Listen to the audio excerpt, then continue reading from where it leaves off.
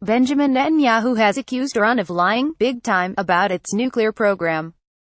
In a theatrical announcement Monday, the Israeli Prime Minister presented files and CDs that he claimed showed Iran hid secret nuclear plans after signing the multinational 2015 Joint Comprehensive Plan of Action (JCPOA) agreement. In response to Netanyahu, Iranian Foreign Minister Javad Zarif declared in a tweet, "The boy who can't stop crying wolf is at it again." As I carefully documented in my book, Israeli officials have since 1992 continuously attempted to convince the international community that Iran is developing nuclear weapons, all while refusing to discuss its own nuclear capabilities. Breaking, the boy who can't stop crying wolf is at it again. Undeterred by cartoon fiasco at UNGA. You can only fool some of the people so many times. pic.twitter.com/W7Saudsduck, Javad Zarif, @Zarif, April 30, 2018. The Israeli leader's PowerPoint presentation has, in a remarkable coincidence, come just ahead of a key deadline for U.S. President Donald Trump to decide on whether to withdraw from the agreement. Past and present Israeli allegations aside, Netanyahu offered no substantive evidence that Iran is violating the JCPOA. Much of his presentation focused on Iran's nuclear program in the years before it signed the deal. Iranian compliance with the accord has been repeatedly confirmed by the International Atomic Energy Agency (IAEA) and U.S. security and intelligence officials. Regardless, Netanyahu has probably given Trump more impetus to do what he's wanted to do since his campaign undo the Iran nuclear deal. Over the past 15 months, Tehran has accused Trump of failing to live up to U.S. commitments on sanctions relief under the deal by encouraging other countries not to do business with Iran. White House spokesman Sarah Sanders has said that Trump last year specifically asked more than a dozen foreign leaders to stop doing business with nations that sponsor terrorism, especially Iran. Implicit in Trump's approach is that he can bully and pressure Iran into meeting his demands. However, the track record of U.S.-Iran relations since the 1979 Iranian Revolution leaves little room to believe that Iran concedes to pressure.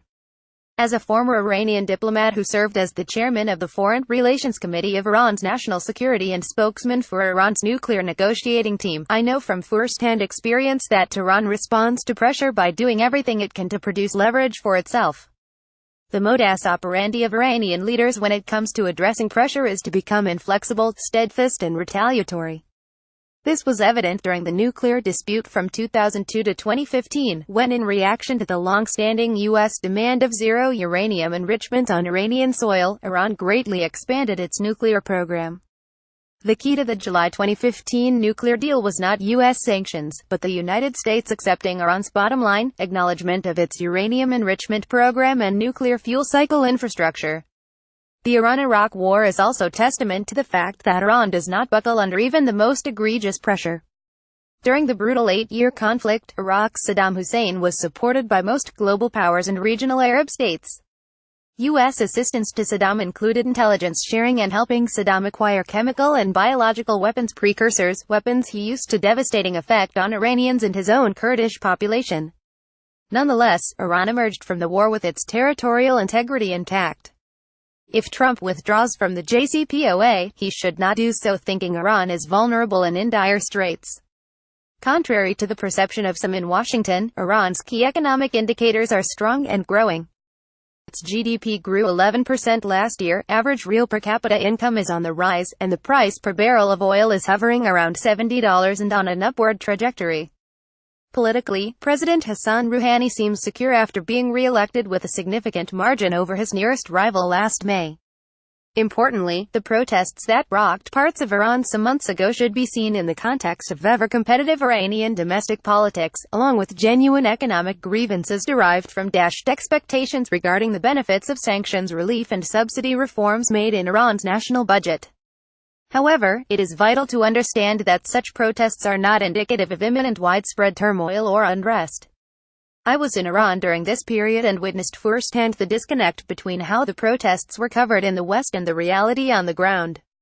Not only were the protests far smaller than made out to be, but the massive pro-government demonstrations that took place in subsequent weeks received scant coverage.